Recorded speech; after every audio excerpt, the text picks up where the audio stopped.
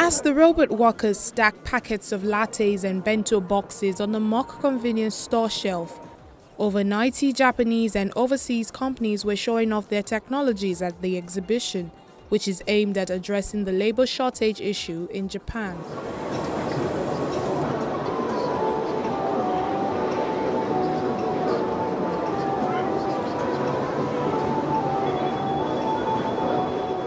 "23 groups were taking part in the service robot competition during the summit, including Sushi Masaki, who hoped that such stacking technologies will be the norm in a decade or two.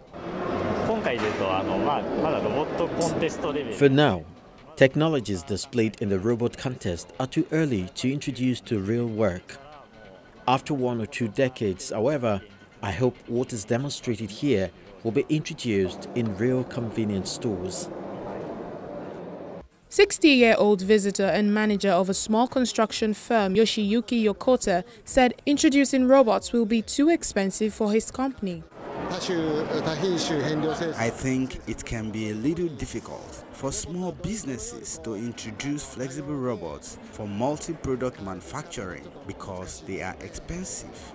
Japan is looking for solutions to a declining number of employees in the workplace amid a rapidly aging population.